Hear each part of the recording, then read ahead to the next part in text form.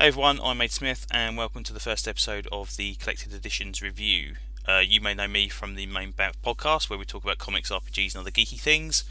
And on there I mentioned many times that I've been picking up a lot of Bronze Age and Silver Age collections. So I thought I'd start this podcast to hope to inspire a few people to do exactly the same thing and get to experience these classic stories. Okay, so the first book we're going to look at today is the Avengers Epic Collection Heavy Metal, which is volume 18 in the run. This collects issues 286 to 303, as well as annual 17 of the Avengers, dating from 1987 to 1989. Walter Simonson and Ralph Macchio write most of the stories here, and John Buscema provides most of the artwork. Some great splash pages through most of the issues, incredibly detailed stuff. Love the artwork in this thing. Anyway, so these issues deal with a particular unusual Avengers team. Apart from Thor and the occasional pop-in by the Captain, as Steve Rogers is going by at the time, we have Monica Rambeau's Captain Marvel as the leader, Dr. Druid, Namor the Submariner and his wife Marina, Black Knight and She-Hulk as the core team. There's a constant to and fro between Dr. Druid and Captain Marvel. Captain Marvel feels she's not quite up to the standard of a leader, but constantly being undermined by Dr. Druid that is intending to get his own way. That's kind of the actual dynamic at the moment. It's quite strange for a team to be actually infighting so much in the Avengers.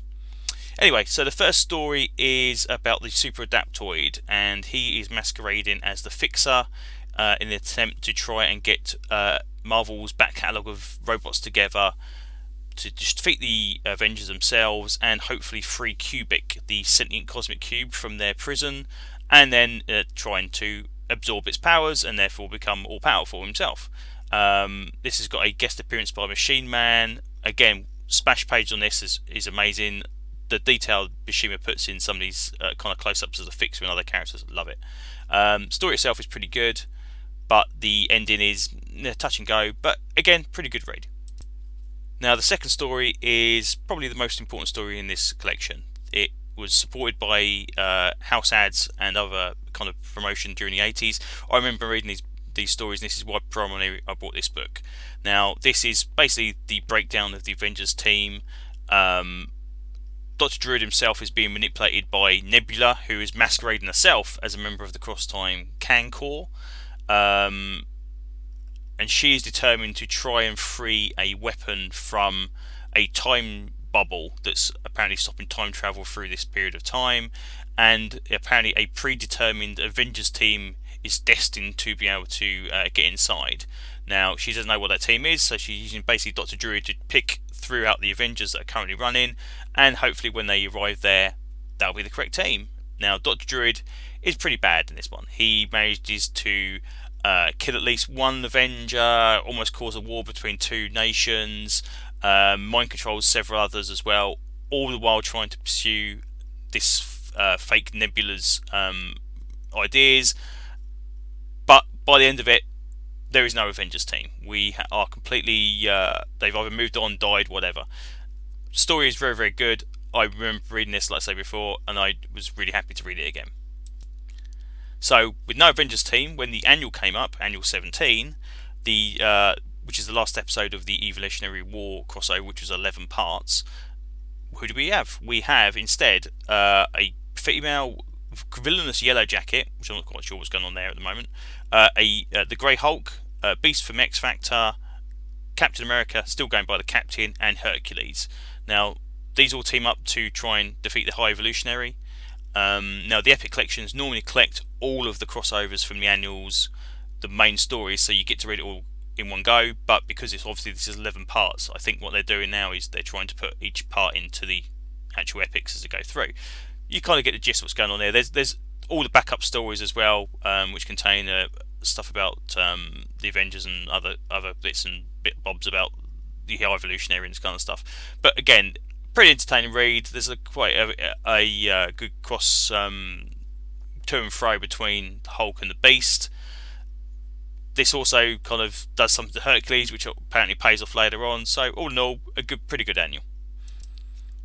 So once this annual finishes with no team, we go back to Avengers Issue 297, which sees Jarvis on his own, wandering throughout New York, where currently Inferno is going on from the X-Men crossovers. So he basically encounters several demons and other goings on, helps save the kind of local neighborhood. That eventually brings me into contact with Captain America, and Captain America is then drawn into a plot by the demons to try and use Franklin Richards to try and open up their portal.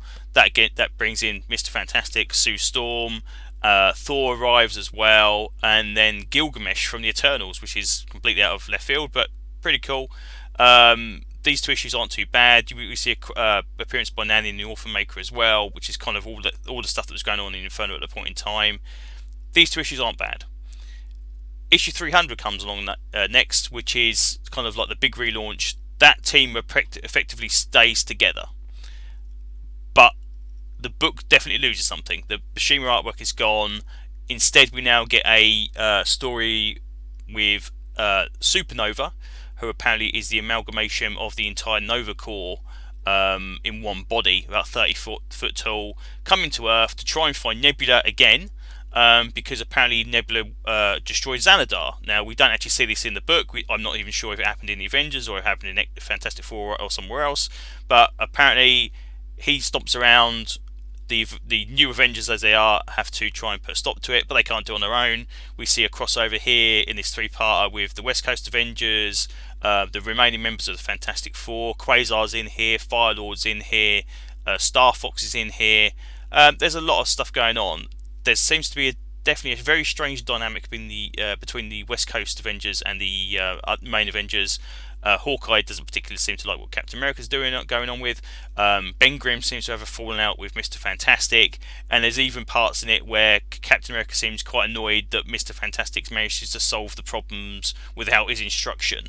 So I cannot honestly see this team lasting very long.